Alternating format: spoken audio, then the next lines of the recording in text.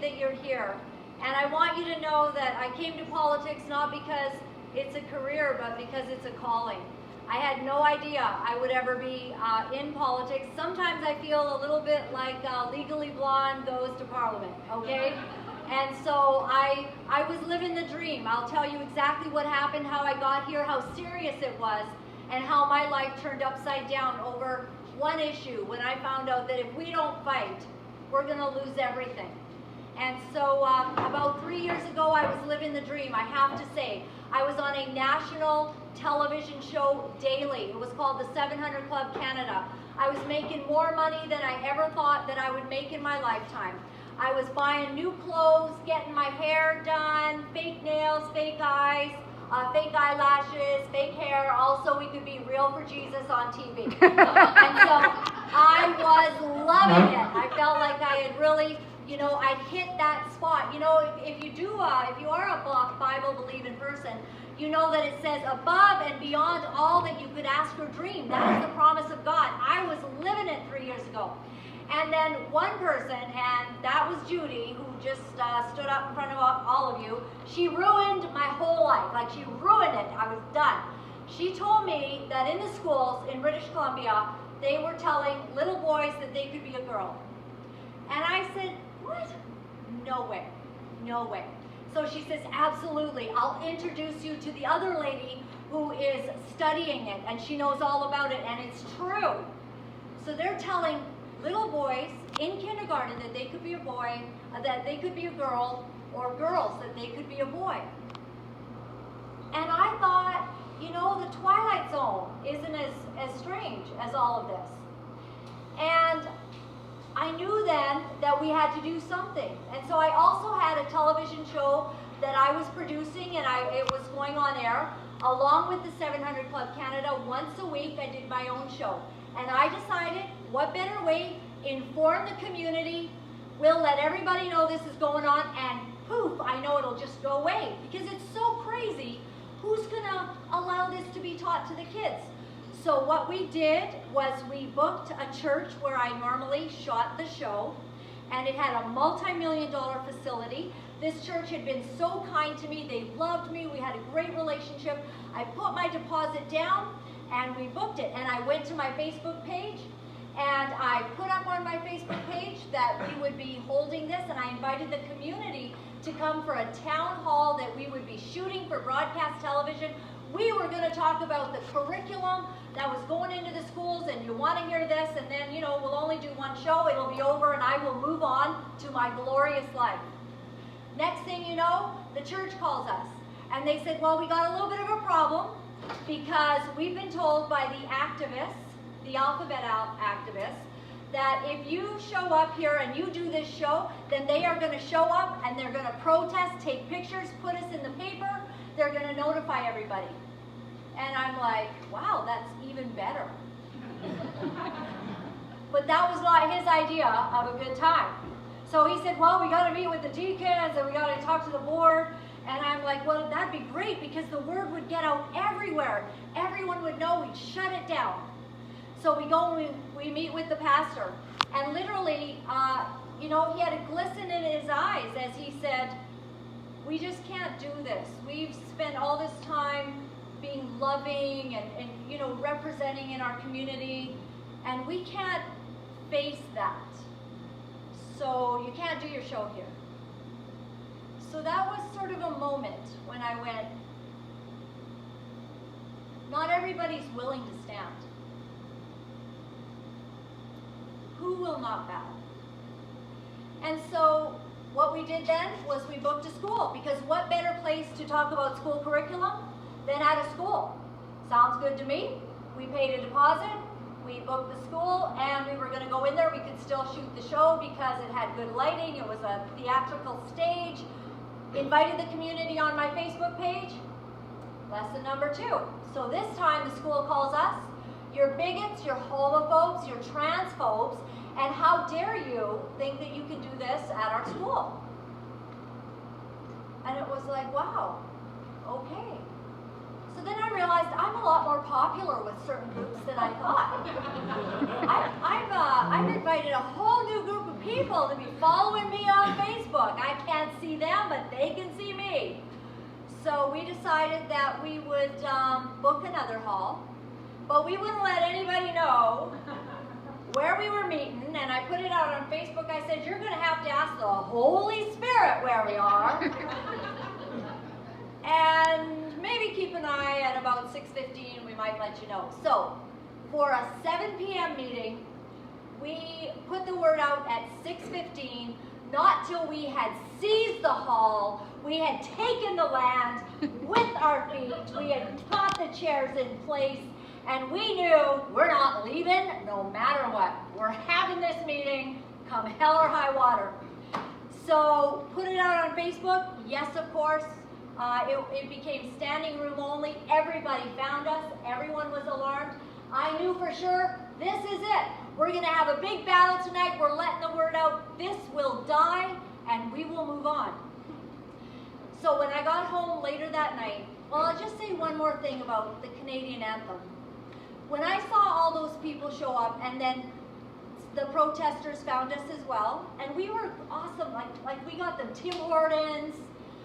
You know, if you're going to do a protest, you should just bless them with coffee and donuts, and they weren't actually that appreciative, so we had to drink it ourselves. But anyways, so when we sang "O Canada" that night, those words never meant more to me in my whole life than when I realized that something's up that I'm not sure I understand yet. That all these people are following this agenda that I didn't know was there 2 weeks earlier, and that there's a whole bunch of them. And when we sang that night, God, keep our land glorious and free, I could barely get the words out, and I was choked up for the first time in my life, because to me the anthem had always been just a song. Of course we were glorious and free. We're Canada. Of course we are. Not even a question about it. But all of a sudden, my heart knew that something was different. Something had changed. Something wasn't right. And I couldn't exactly put my finger on it, but for sure that night, we're going to crush this thing. So we did it. We had a pastor there who had studied, apparently, this whole issue. I found out a lot about this issue that I didn't know was an issue. I was so busy having, you know, Starbucks and lattes and eating out and enjoying the good life that I didn't realize that there had been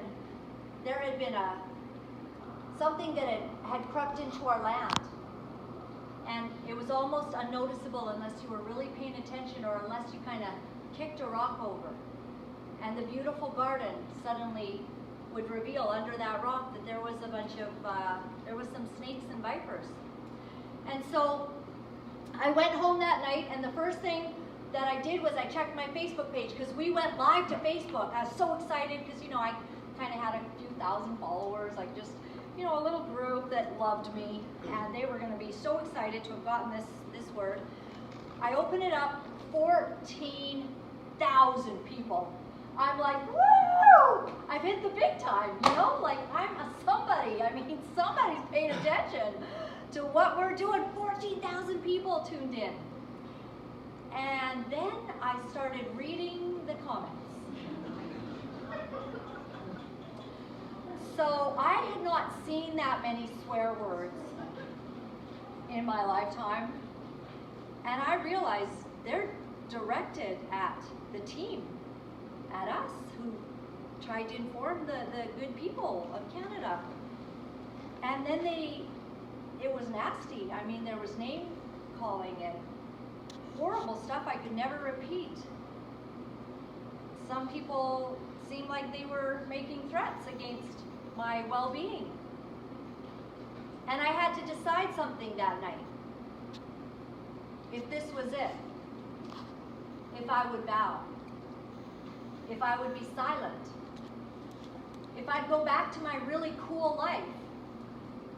I had, what Joyce Meyer calls approval addiction.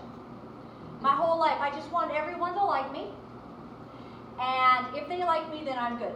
If something's wrong, I want to fix it. I want to make everything right. I want to be liked. And I did not have approval anymore. And I had to decide if that was what was going to make me bow. So I went to work the following month because I would travel to Ontario and I would shoot the show there. And my boss said, oh my gosh, she called me actually before I even got there. And she said, what's going on? I said, what do you mean?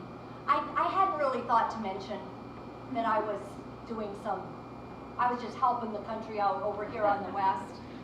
And I didn't think they needed to know about it on the east, because surely this isn't going on anywhere else anyway, so what would I have to tell my boss about? Well, apparently, I had been highly targeted, and they had called the office, and the phone board had lit up. And she's like, what's going on? Well, I said, well, I'm just trying to help because, you know, they're telling little boys that they can be a girl and girls they can be a boy. And she's like, well, yeah, of course, you know, that's not right and everything. And like, okay, well, take care, Laura-Lynn. I guess we'll just quell it. We'll talk to our lawyer. We'll get a statement. And I'm like, wow, like now I'm doing stuff. You got to get a statement from a lawyer. Like, strange things are happening. Okay.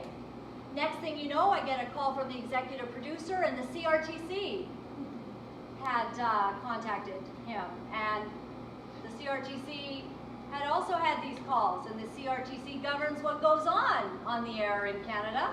And of course, we have hate speech problems, and we don't want people putting down other groups and all that. And I said, well, I never use hate speech, but let me show you some hate speech. You know, what about my Facebook? Like, that's hate. I mean, that is hate. I just say, I don't think that you should do that. We should just stick to science. But apparently, you're not allowed to say that. If you want to be logical and full of common sense, don't do it here, because that's really not allowed. If you are violating somebody's belief system and it's not your own, then maybe you're in trouble for that. And I began to realize that it's not really tolerance that's required, because they certainly were not tolerant of my perspective, but they need someone to celebrate their perspective.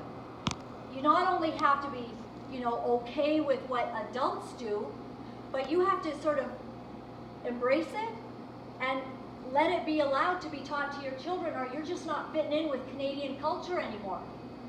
So I thought that this wasn't right. So I said, well, I'm going to have to stand. Like, is the CRTC kicking me off? Well, no. Just a lot of questions, you know.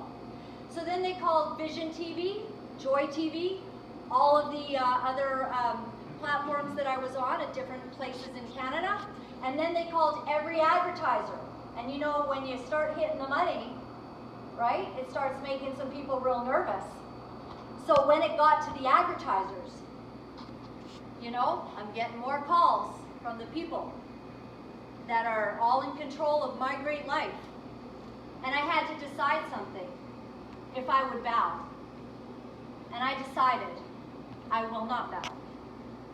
And so a little while later, they took a little tiny charity that I operate on the side to build houses for people in Uganda and stuff like that. And they put all of my financials up on their Facebook page. And I began to feel on my Twitter page and on my Facebook, I was just completely bombarded.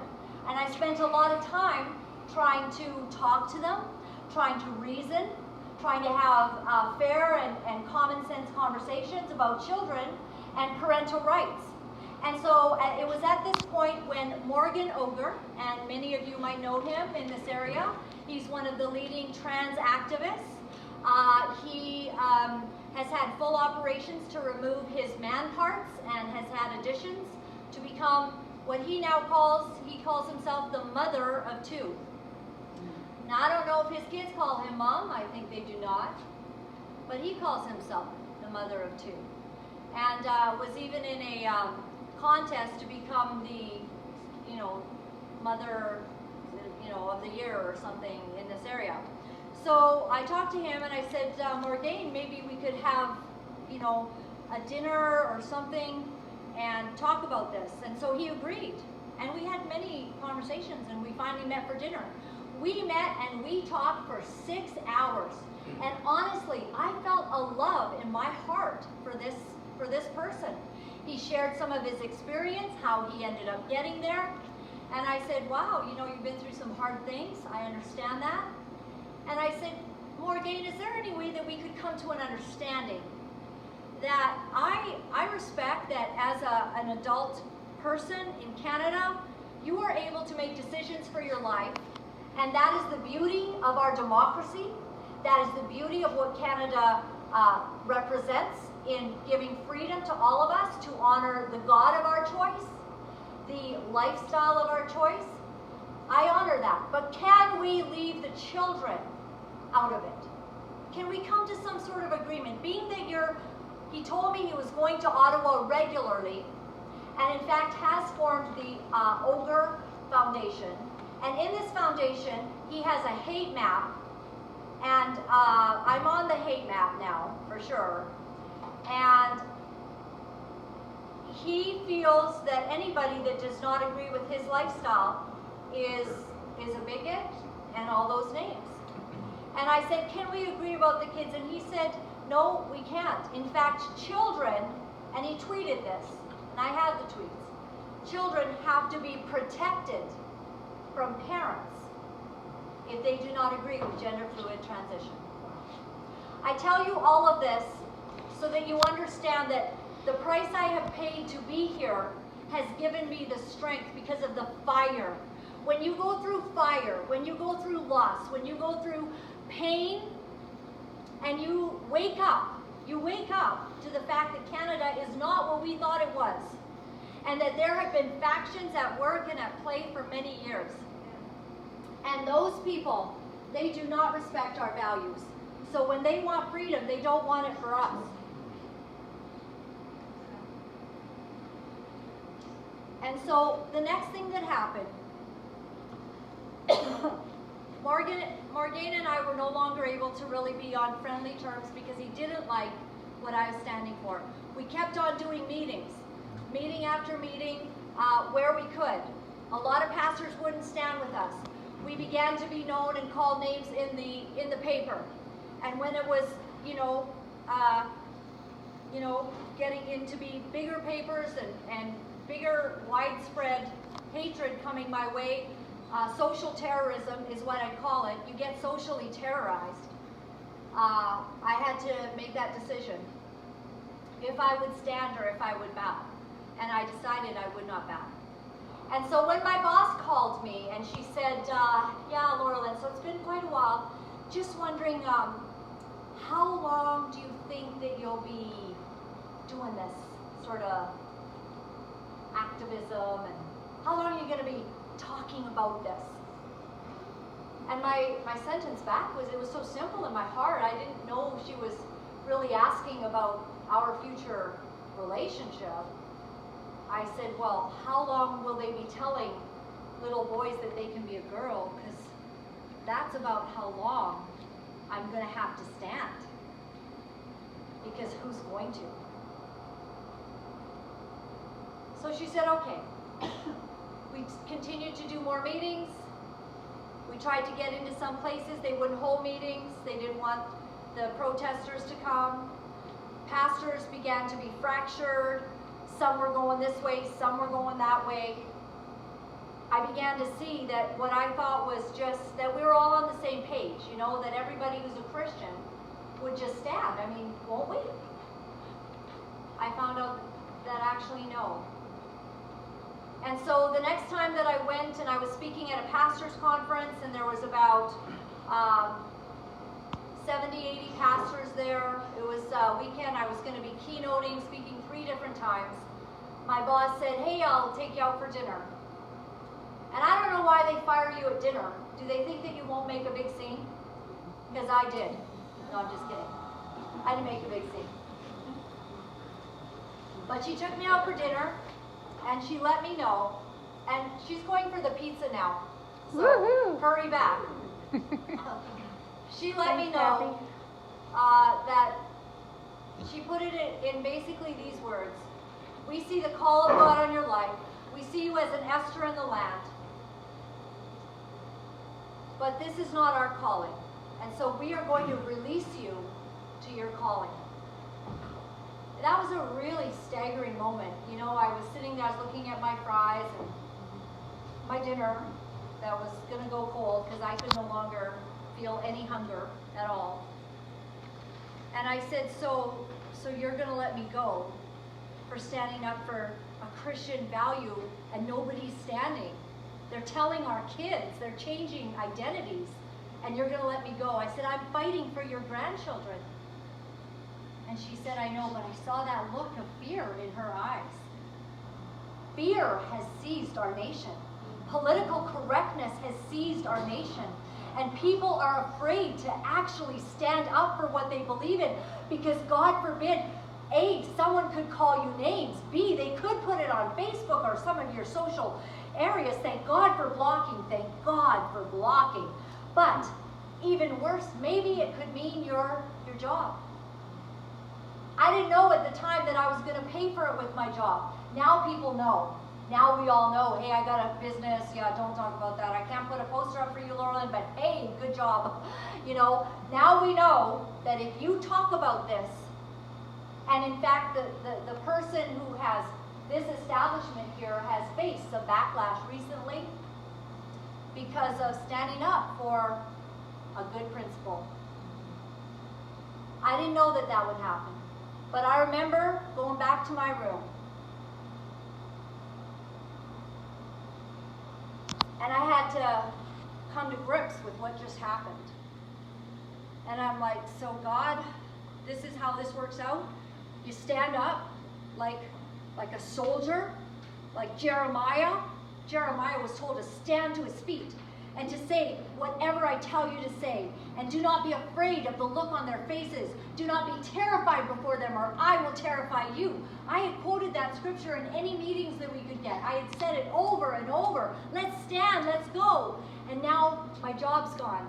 And I sat there slumped over, you know, sitting on the bed by myself, thinking, what just happened?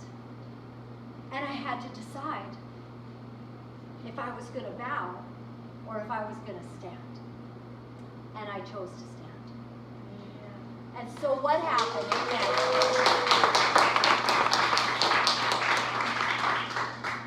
So from there I began to feel that the Lord was taking me in a different direction, and I didn't understand it. And I was kind of inspired by my enemy, Morgan Ogre, because he said that he would go to Ottawa. And I'm like, well, what happens in Ottawa that I need to know about? And I began to research about who makes the laws. And then I found out that the BC Liberals and the NDP literally colluded in our province to bring in the protection of sexual orientation, all without us even knowing what happened. And the BC Liberals, those are supposed to be our conservative, you know, soldiers, right? No. They brought this in. Then they've allowed Soji. Then they will not speak. And as of yesterday, Laurie Throness has resigned from the BC Liberals in the middle of an election. Laurie Throness, he's the guy, and I know his name is Laurie, and he says he used to get picked on and bullied because of it, right? If anyone should have had a little gender problem, he says this, that his mom named him Laurie, spelled like a girl's name. And here's this guy standing up strong in the legislature, talking against Soji.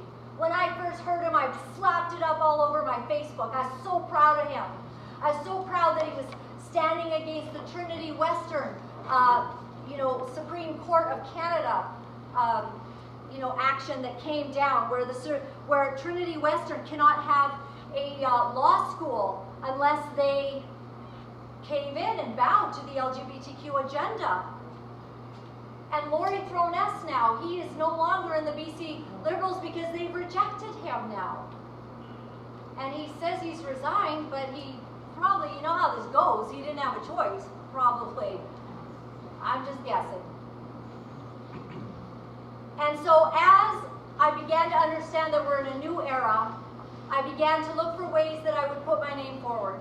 So I've always voted Conservative Party of Canada. Here, I put my name forward, the Conservative Party of Canada. Well, they saw that I'd been posting some things about Soji, and all of that. And even though a very prominent MP had said that I would be a star candidate, I was rejected. That was a very big shock for me. So I ended up running for the People's Party of Canada in the federal election, and they accepted me. And as soon as I ran for that, 2 national shows, CTV and CBC, their main news anchors, basically asked my leader, right while he's sitting there, you know, why are you running a bigot? Like, you know, why are you running this person? She's like talking against gender fluidity. And in an amazing way, Maxime Bernier stood up like a man. You can say what you want about Maxime Bernier, but he's the only one who has. And he stood up to them and he said, hey, she doesn't want her children to be taught that a boy can be a girl, and I respect that. And then Vashi on CBC says, well, you kind of sound like you agree with her. Big shock. Well, actually, millions of Canadians do agree with me. Right. And millions of Canadians agree with me.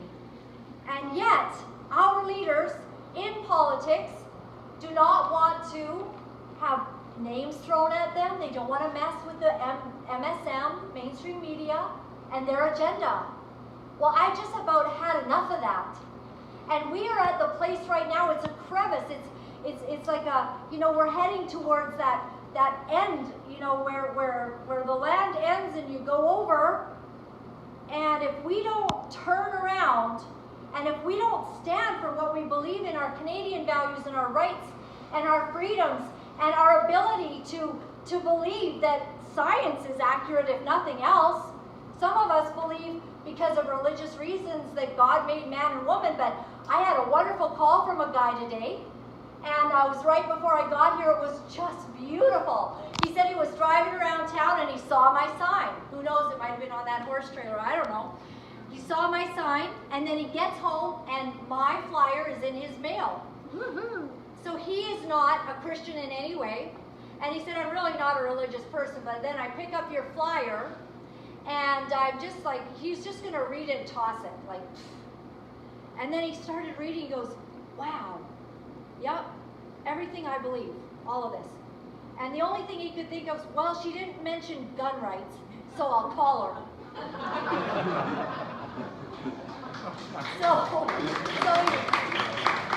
So he calls me, he says, what do you think about gun rights? I'm like, I'm all for them. I think that gun owners are some of the most, you got to go through all these checkpoints in order to own a gun.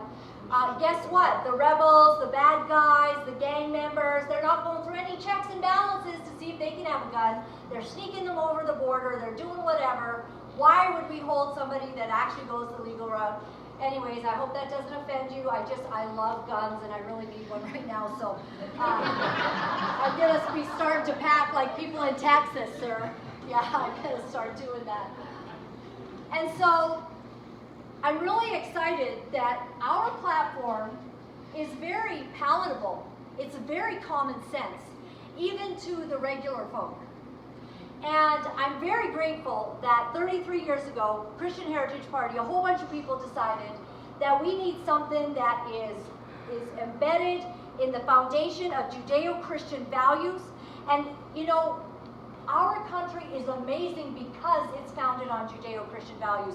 You don't have to agree with them. You can be an atheist, you can be Sikh or Muslim or Jewish, but if you value the freedom we have here, you need to understand the history, like Judy was talking about, that this is based on biblical principles. It was God who said, choose you this day. I don't have a problem with anyone who's, you know, going to be, it's not my personal choice at all, but if you're gay or lesbian or pansexual, polyamorous, like I don't even know what this stuff means, but if you want to be that or any of the 152 genders that they have out there, that is absolutely your prerogative as long as you're an adult. But do not tell my children. Do not tell my children your way of life, and do not inform them that it is okay and that it makes sense. Because DNA makes sense to me, but you telling me you feel like a girl inside a boy's body, that doesn't make sense. And when you have dozens and dozens and dozens of transgender books in our schools, that doesn't make sense to me. And when you are spending money all over the world to fund abortion, and when you are putting euthanasia into every care home, or like with our good friend, if you're following what's happening with Angelina Ireland, she is fighting for the last Delta hospice, 10 beds. We just don't want euthanasia here. Do you know what she says? She says if an elderly person wants to die, then society has failed them. What we have now is story after story of people being put in a position where they're sort of coerced, made to feel like maybe, you know, this would be the right thing to do for the children or for life. You're kind of not well, you're costing a lot of money or whatever, and maybe it's time for you to end this. Shame, shame, Shame. shame. There is only one being who decides our first breath and our last breath.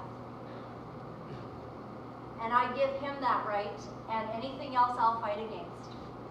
I'll fight for life from conception to the last breath we take. Right.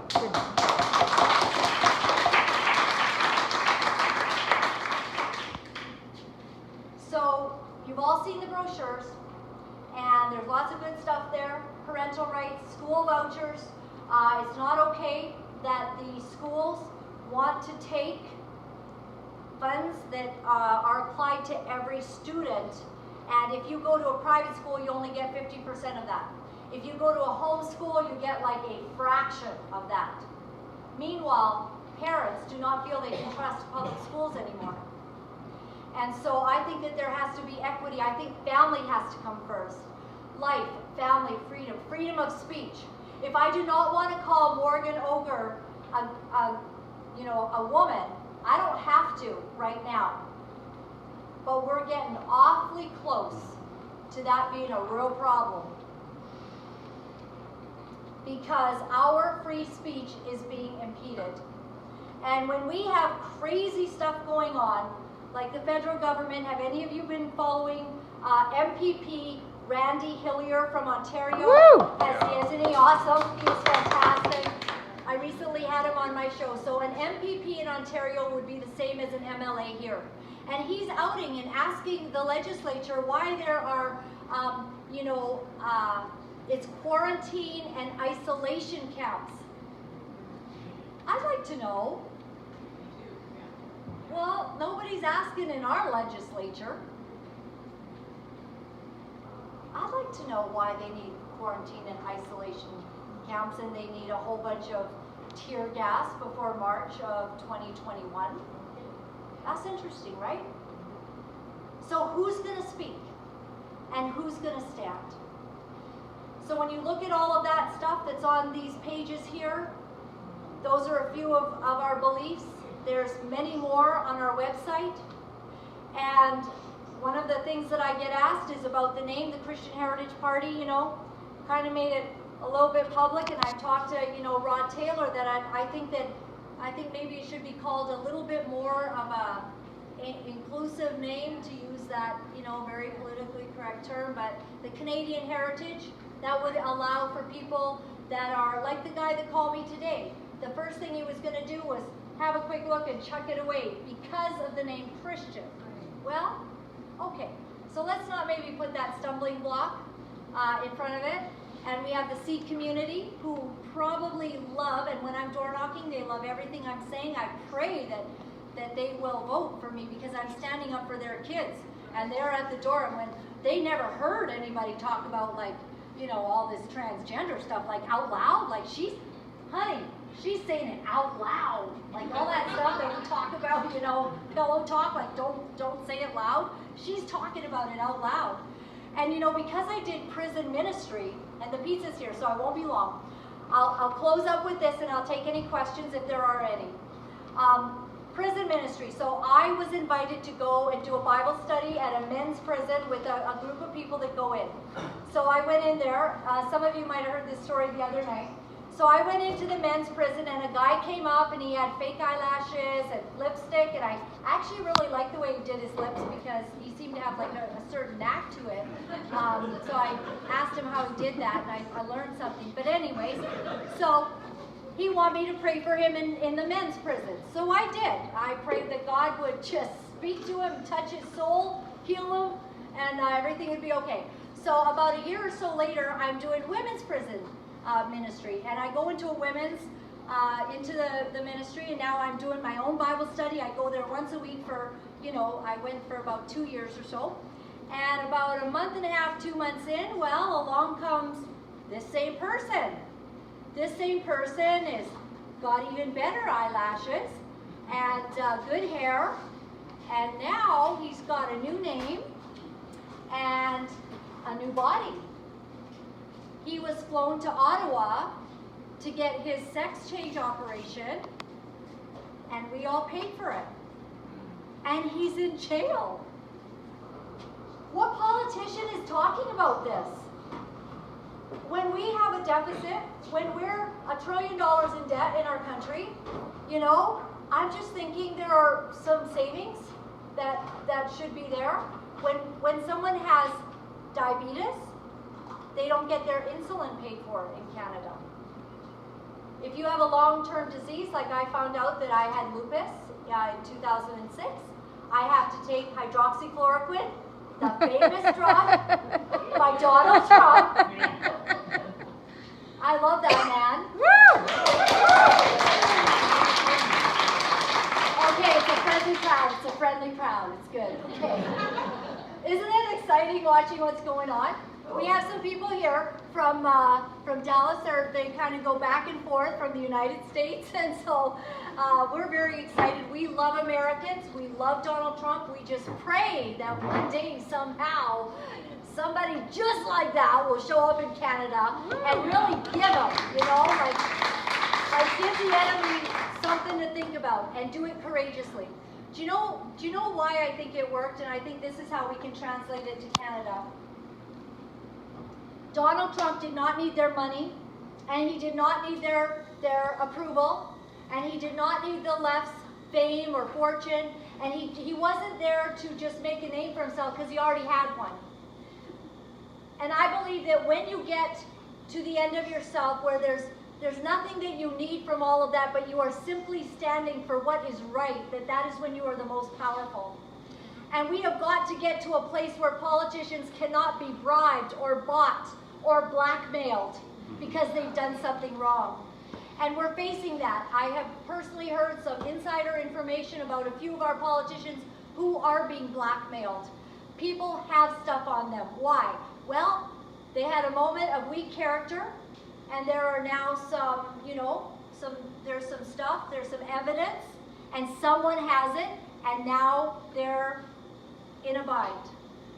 We need real people to stand up for what's right, come hell or high water, whether it costs us our job, whether it costs us our reputation, whether it costs us being socially terrorized. We need people who are going to stand. And we've actually come to the place where, in order to stand, I have had to face this. I have faced it with my 85-year-old dad.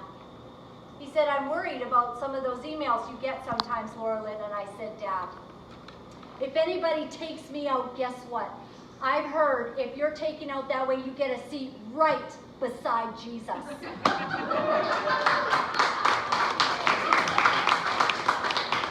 What a way to go. It is going to be huge headlines. I have laid down my fear of death. Give me liberty or give me death. Give me righteousness. So I don't come here with a career on my mind. I come here because it's a calling. And I ask that your calling be to help me to do that and to be an influence where you are, to speak where you can speak.